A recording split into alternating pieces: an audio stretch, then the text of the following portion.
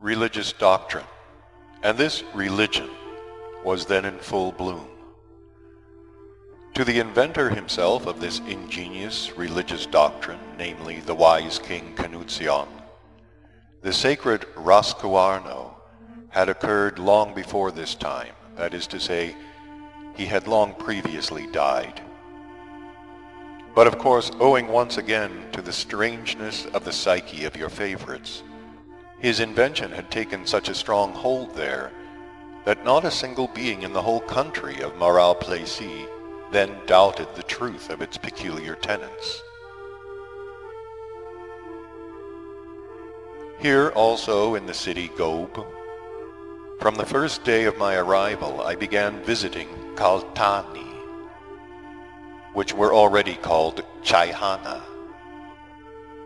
It must be noticed that although the custom of sacrificial offerings was also flourishing at that period in the country of Maralplessis, it was not on the large scale on which it had flourished in the country Tikliamish.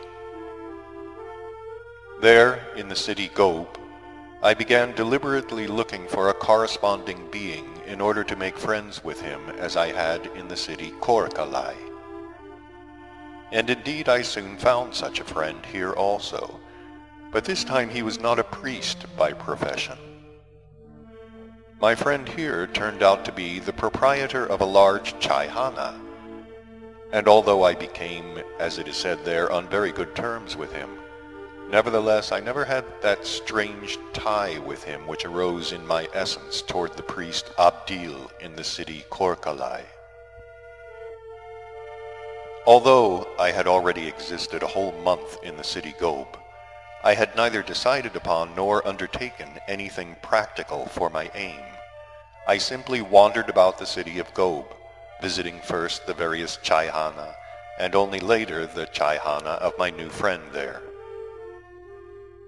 During this time, I became familiar with many of the manners and customs of this second group, and also with the fine points of their religion. And at the end of the month I decided to attain my aim here also through their religion. After serious pondering I found it necessary to add something to the religious doctrine existing there, and I counted upon being able, like the wise king Canutzion, to spread this addition of mine effectively among them. Just then I invented that those spirits in caps of invisibility, who, as it is said in that great religion, watch our deeds and thoughts in order to report them later to our Mr. God, are none other than just the beings of other forms which exist among us. It is just they who watch us and report everything to our Mr. God. But we people not only fail to pay them their due honor and respect, but we even destroy their existences for our food, as well as for our sacrificial offerings.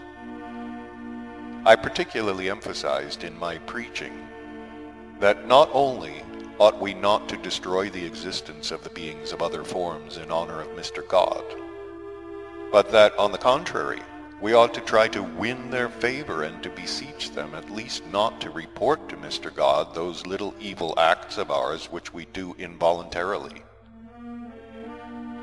And this addition of mine I began to spread by every possible means, of course, very cautiously. At first I spread this invention of mine through my new friend there, the proprietor of the chaihana.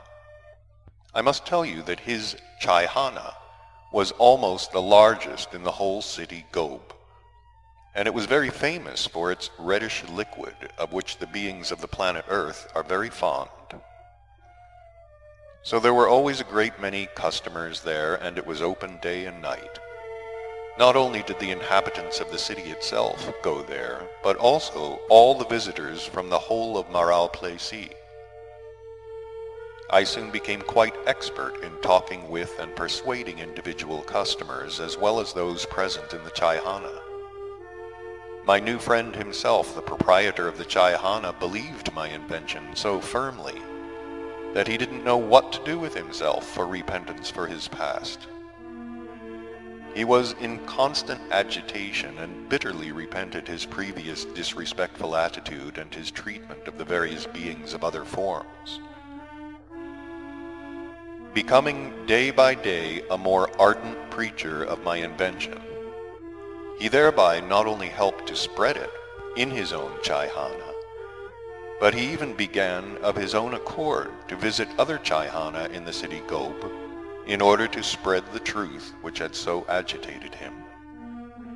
He preached in the marketplaces, and several times made special visits to the holy places, of which there were then already many in the outskirts of the city Gob, and which had been established in honor or in memory of somebody or something. It is interesting to remark here that the information that serves on the planet Earth for the rise of a holy place is usually due to certain Earth beings called liars. This disease of lying is also very widespread there. On the planet Earth, people lie consciously and unconsciously, and they consciously lie there when they can obtain some personal material advantage by lying, and they unconsciously lie there when they fall ill with the disease called hysteria. In addition to the proprietor of the Chaihana there in the city Gob, a number of other beings very soon began unconsciously to assist me, who, like the proprietor of the Chaihana, had meanwhile become ardent supporters of my invention, and all the beings of that second group of Asiatic beings were soon eagerly spreading this invention of mine and persuading each other of it as an indubitable truth that had suddenly been revealed. The result of it all was that there in the country of Maral Plessis, not only were sacrificial offerings indeed diminished, but they even began to treat the beings of other forms with unprecedented attention. Such comical farces very soon began there, that though I myself was the author of the invention, I nevertheless found it very difficult to refrain from laughter. Such comical farces occurred as, for instance, the following.